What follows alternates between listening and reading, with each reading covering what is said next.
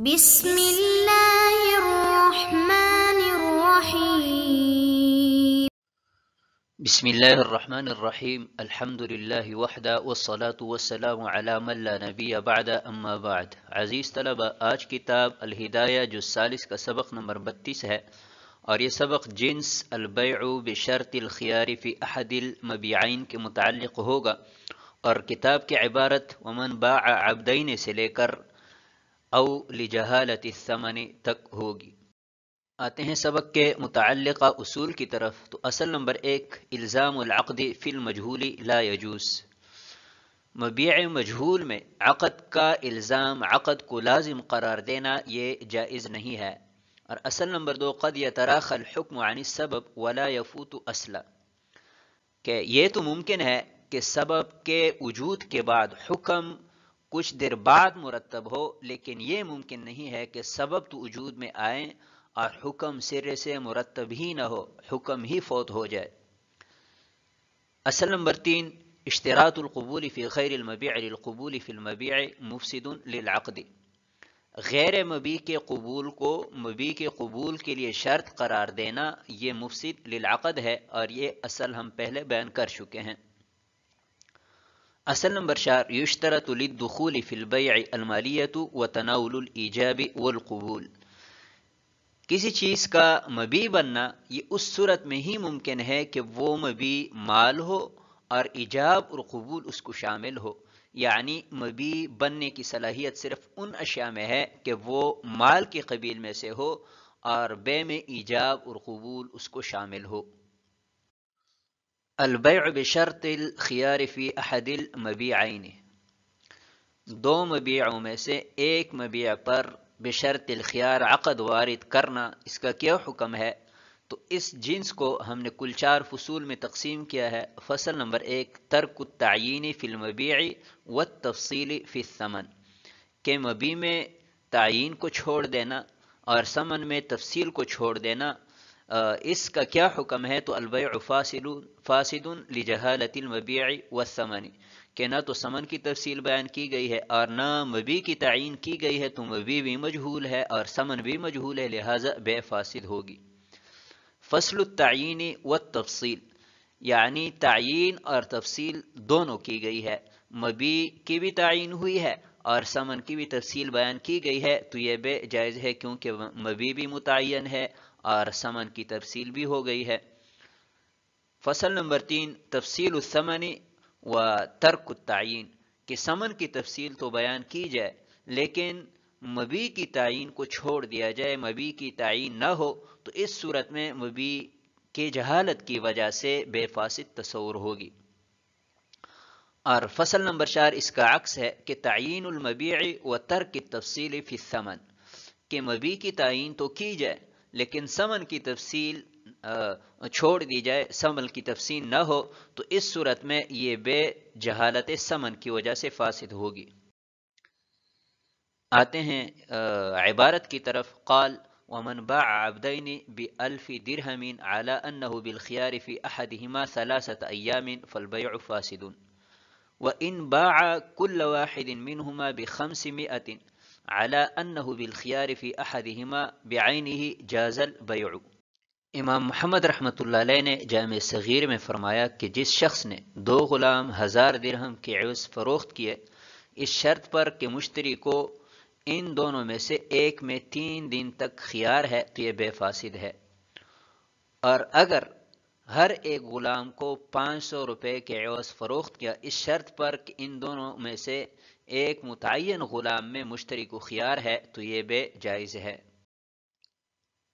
قال ومن باع عبدین، اس عبارت میں امام محمد رحمۃ اللہ علیہ نے یہ مسئلہ بیان فرمایا ہے کہ ایک شخص نے 2 غلاموں کو 1000 درہم کے عوض فروخت کیا، لیکن نہ تو ثمن کی تفصیل ہوئی اور نہ ہی اس غلام کی کہ جس میں خیار شرط ہے، تو یہ بے فاسد ہے، کیونکہ یہاں پر نہ تو ثمن کی تفصیل ہے اور نہ مبیع متعین ہے، تو مبیع اور ثمن میں جہالت کی وجہ سے یہ بے فاسد ہے۔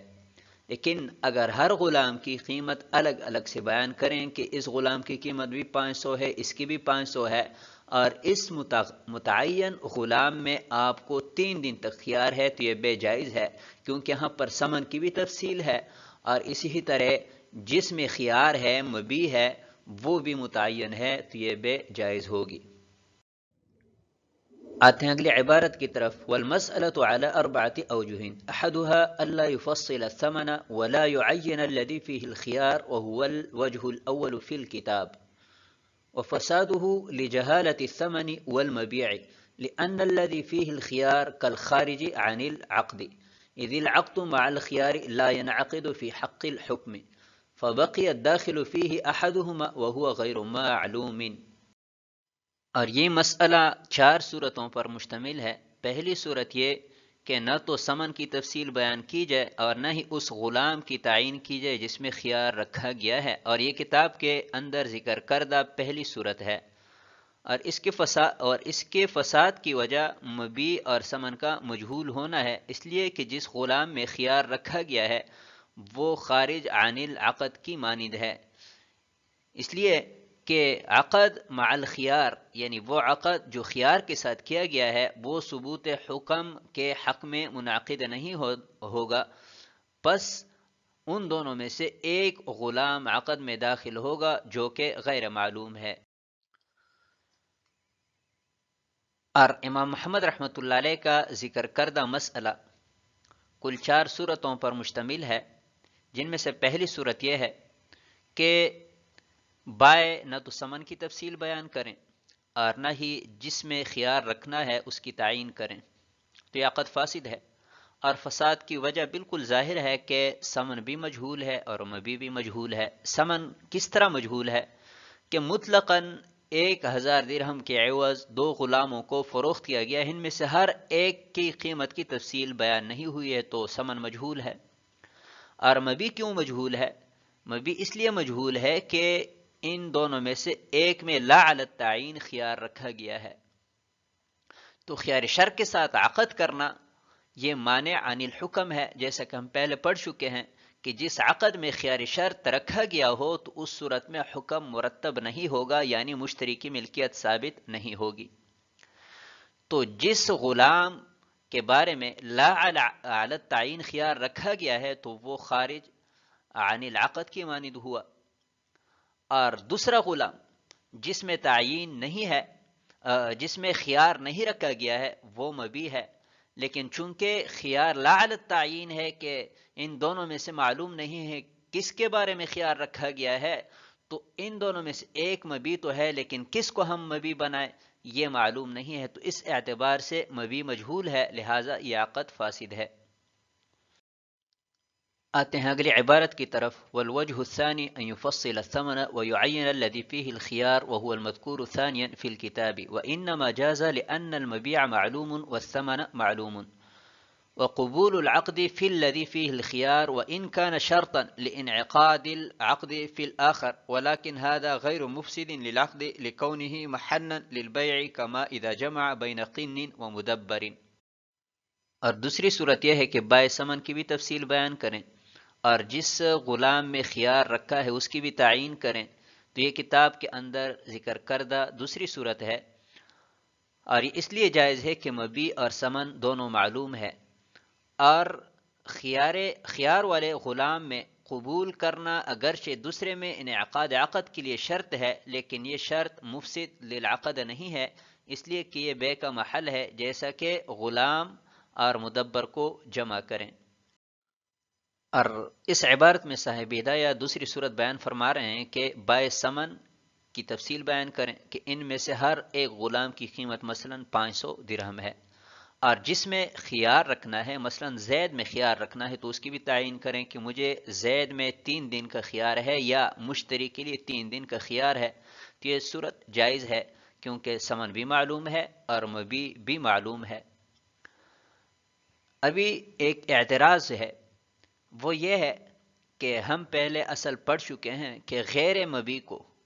مبی کے قبول کے لیے شرط قرار دینا یہ مفسد للعقد ہے، تو یہاں پر جس غلام میں خیار رکھا گیا ہے تو وہ تو عقد میں فی الحال حکم کے اعتبار سے داخل نہیں ہے، تو غیر مبی کو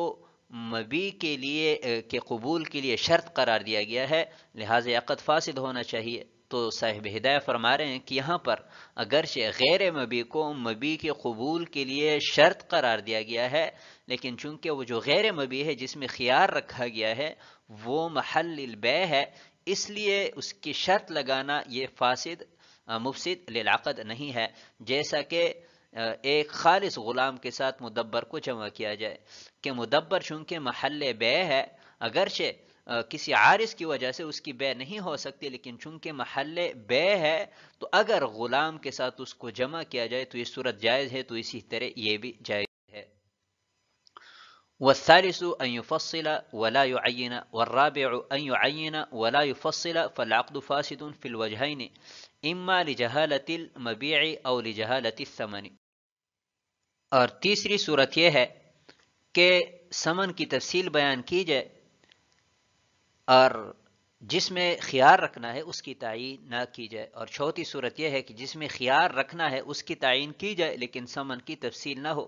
تو دونوں صورتوں میں عقد فاسد ہے، یا تو مبیع مجہول ہونے کی وجہ سے یا ثمن میں جہالت کی وجہ سے۔ والثالث اور تیسری صورت یہ ہے کہ ثمن کی تو تفصیل بیان کی جائے، مثلا یہ کہیں کہ ان میں سے ہر ایک غلام کی قیمت 500 درہم ہے، لیکن جس میں خیار رکھنا ہے اس کی تعین نہ ہو، تو اس صورت میں چونکہ مبیع مجہول ہے، کیونکہ جس میں خیار رکھنا ہے وہ غلام خارج عن العقد کی مانند ہے، اور دوسرا جو غلام ہے جس میں خیار نہیں ہے وہ مبیع ہے لیکن وہ بھی مجہول ہے، لہٰذا مبیع کے مجہول ہونے کی وجہ سے عقد فاسد ہے۔ والرابع ان يعین، کہ ان دونوں میں سے مثلا زید کے اندر خیار رکھا، اس کی تعین کی کہ زید میں مجھے مثلا 3 دن کا خیار ہے، لیکن ثمن کی تفصیل بیان نہیں کی، دونوں کو مطلقاً 1000 درہم کے عوض فروخت کیا، تو اس صورت میں چونکہ ثمن میں تفصیل نہیں ہے، ثمن مجہول ہے، لہٰذا یہ عقد فاسد ہے۔